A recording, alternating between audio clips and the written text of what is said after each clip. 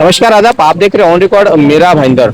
Meera Bhayander Vasai Virar police commissionerate बनने के बाद में पहली मर्तबा इतिहास में ऐसा हो रहा है कि कमिश्नरेट के बाहर अपनी मांगों को लेकर कुछ लोग बैठे हैं। आइए हम जानते हैं सोमनाथ पवार से, जिनकी जो प्रमुख मांगनी है कि महिला बाल कल्याण समिति की सभापति अनीता पाटिल को इस्तीफा देना चाहिए अपने महिला सभापति पद से, और ये उनकी मांग कई दिनों से करते आ रहे हैं। अब तक वो मांग पूरी नहीं हो पा रही, तो इसी के चलते वो आज कमिश्नर ऑफिस के बाहर बैठे। पवार जी क्या कहेंगे, मतलब आपको इतना मजबूर होना पड़ा कि आज आप इतने भर बारिश में बाहर बैठे हैं कमिश्नर ऑफिस के, क्या वजह है? क्या पुलिस नहीं सुन रही है आपकी बातें या मांगे?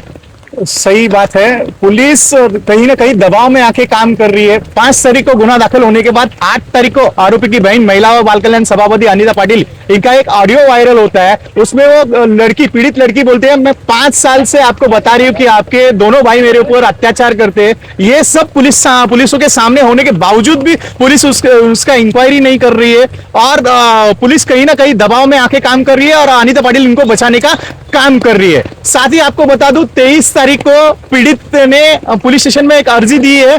23 कौन सी 23? ये 23 जून की उसमें पुलिस स्टेशन में अर्जी दी है, पिछले सप्ताह मतलब। हाँ, पिछले सप्ताह में।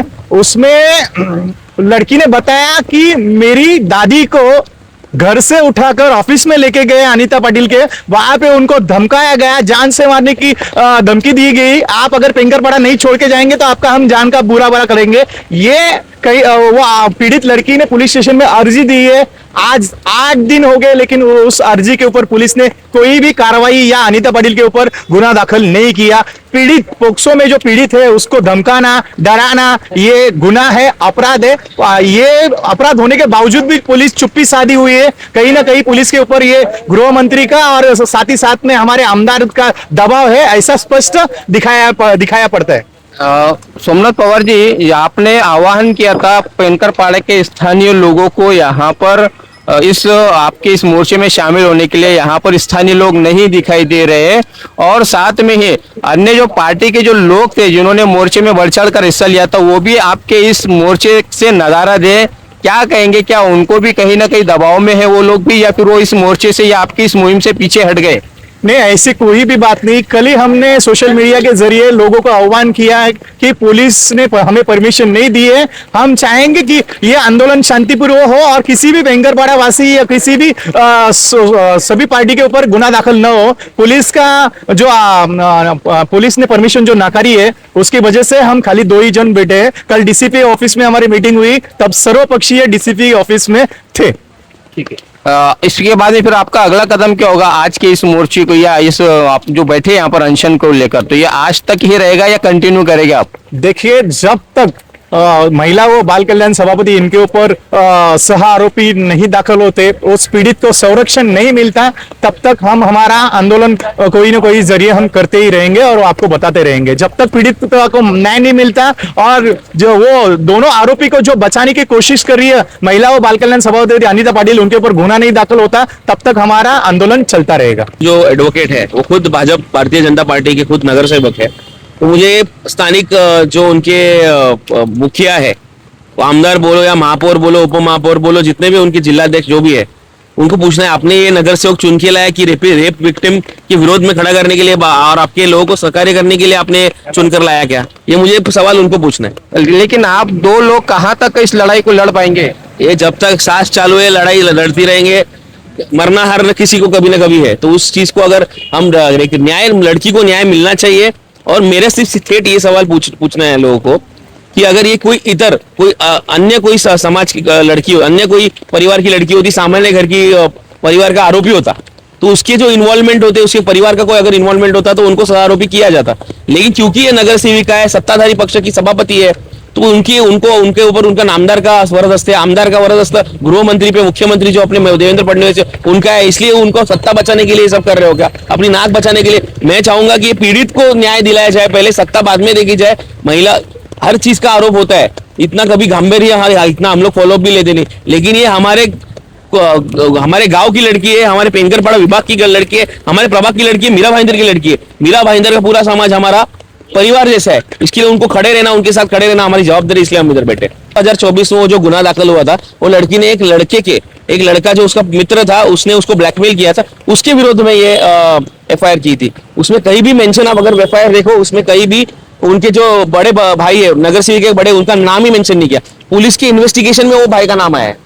पुलिस की इन्वेस्टिगेशन नाम आने के बाद उनको जब अरेस्ट किया गया, उसके बाद अनीता पाटिल ने उनको, वो जो लड़की है उसको घर पे बुलाया, घर पे बुला के डराया धमकाया, और एक 17 वर्षीय नाबालिग लड़की, उसको तुरंत कनक्किया के कोई वकील की, जितना जानकारी मुझे मिला है लड़की की तरफ से, कनक्किया के कोई वकील के पास लेके गए और उससे एक बिना पढ़े उसको एक एफिडेविट साइन किया। एक 17 वर्षीय नाबालिग लड़की, जो उसका उम्र सभी 17 था, 17 वर्षीय नाबालिग लड़की को वैलिड है क्या? एक नाबालिग लड़की विदाउट पेरेंटल केयर या विदाउट गार्डियंस के मॉनिटरिंग के बिना उसको एक एफिडेविट साइन करने के वो पात्र है क्या? वो उधर नहीं, उधर ही गुनाह सिद्ध हो रहा है कि अनीता पाटिल को उनके भाई के करतूतों के बारे में पहले से पता था, और उनके भाई को बचाने के उन्होंने पूर्ण प्रयास किया है। उसके विरोध में उनको सहारोपी का, उनका, वो तो महिला और बाल कल्याण के वो सभापति पद पर बैठने के पात्र ही नहीं है, और उनको भी सहारोपी करे, इसलिए हम लोग बैठे। आपका फिर अगला कदम क्या होगा? आज आपने 11 से लेके 5 बजे तक का ये बैठे आप यहाँ पर कमिश्नरेट के बाहर, फिर अब आगे का कदम क्या रहेगा? आगे का कदम, अगर पुलिस ने जो हमारी मांगनी है अभी जो मेंशन की है, अगर वो मांगनियां पूरी नहीं की, ये जो हमारी मांग है वो पूरी नहीं की, तो इसके आगे जाकर, ये तो सिर्फ ट्रेलर था आज का, एक दिन का एक दिवसीय उपोषण, आगे है 50 पुरुष 50 महिला, हम अमरण उपोषण करने वाले, क्योंकि न्याय व्यवस्था, लोगों का न्याय व्यवस्था में और महानगर पालिका में अपना विश्वास पुनर्प्रस्थापित होना चाहिए। उसकी वजह से हम अमरण उपोषण जरूर करेंगे और पीड़िता को न्याय दिलाएंगे। तो ये कहा जा सकता है कि पुलिस पर से अब सामान्य लोगों का भरोसा टूटता जा रहा है, उठता जा रहा है। पुलिस का इसमें कुछ भी लेना देना नहीं है। नहीं, लेकिन पुलिस ही तो दबाव में आकर जांच नहीं कर रही है, ऐसा तो आरोप आपके मित्र सोमनाथ पवार ने लगाया। और आपकी जो मांग है, मैं बताना चाहूंगा, आपकी जो मांग है, 5 प्रमुख मांगे जो है, वो पुलिस को लेकर ही, आप पुलिस के ही आपको न्याय नहीं मिल पा रहा, पुलिस सही से निष्पक्ष रूप से जांच नहीं कर रही है, क्योंकि पुलिस के ऊपर राजकीय दबाव है। आपने राज्य के जो मुख्यमंत्री है देवेंद्र फडणवीस, वो खुद गृह मंत्री है, गृह मंत्री का वरदस्त है आमदार पे, आमदार का वरदस्त है वो सभापति, स्थानिक नगर सेविका और जो सभापति है उनके ऊपर। ये पूरा राजकीय दबाव तंत्र चल रहा है, वो भी राज्य सरकार से लेके स्थानिक स्वराज्य संस्था तक। हम उनको, उनका सत्ता प्यारा है, इनको सत्ता प्यारी है अपनी, इसलिए इनको पद नहीं छोड़ना है, तो उनका ये इसलिए उनके दबाव चल रहा है। धन्यवाद हमसे बात करने के लिए। ये है दीपेश गावंड और सोमनाथ पवार जो यहाँ पर बैठे अपने मांगों को लेकर। मैं आप सबको बताना चाहूंगा, मेरा भाईंदर शहर के नागरिकों को, कि इनकी जो 5 मांगे हैं प्रमुख रूप से वो इस प्रकार है कि जो पहली जो मांग है, अनीता पाटिल और उनका जो ऑडियो वायरल हुआ था, पुलिस ने उसकी जांच करनी चाहिए। उस ऑडियो का पुलिस ने अब तक क्या कार्रवाई की है, वो कार्रवाई का खुलासा सामान्य करना चाहिए। इसी के साथ साथ में पोक्सो जो कानून है उसके तहत जो जानकारी आम की गई है 27/6 को मीडिया के सामने अनीता पाटिल और उनके वकील ने, उसको देखते हुए पोक्सो एक्ट के तहत भी मामला दर्ज किया जाना चाहिए। ये दूसरी उनकी मांग है। तीसरी जो मांग है, अनीता पाटिल ने खुद कहा है कि 2024 में जो मामला दर्ज हुआ था उसकी दोबारा से जांच होनी चाहिए। इनकी चौथी जो मांग है उसके मुताबिक अनीता पाटिल और उनके जो पीए है उन्होंने वो पीड़िता को धमकाया था और उसको पीड़िता को संरक्षण मिले, इस तरह की भी इन्होंने मांग की है, पुलिस से ही मांग की है। और 5वीं जो इनकी जो मांग है, पुलिस को लेकर के पूरे मामले में जो संभ्रम फैला हुआ है शहर भर में, उसे पुलिस एक अधिकृत रूप से पत्रकार परिषद लेकर सार्वजनिक करे, इस तरह की ये इनकी मांग है। और इन मांग को लेकर सोमनाथ पवार और दीपेश गावंड, मीरा भाईंदर पुलिस कमिश्नरेट के बाहर बैठे हैं। अब देखना है कि इस मोर्चे का कितना असर पुलिस पर पड़ता है। जो मांग यहाँ पर की जा रही है, उन मांगों को पुलिस गंभीरता से भी लेती है या नहीं। एक तरफ पुलिस पर आरोप लग रहा है कि पुलिस राजनीतिक दबाव में आकर जांच पड़ताल नहीं कर रही है, अनीता पाटिल को बचाने का काम कर रही है। वही दूसरी तरफ भारतीय जनता पार्टी और यहाँ के स्थानीय विधायक नरेंद्र मेहता भी जिद पर अड़े हैं कि वो किसी भी सूरत में अनीता पाटिल का इस्तीफा नहीं लेंगे। आप देख रहे हैं कैमरामैन आरिफ कुरैशी और साबिर शेख के साथ ऑन रिकॉर्ड मेरा भाईंदर। धन्यवाद।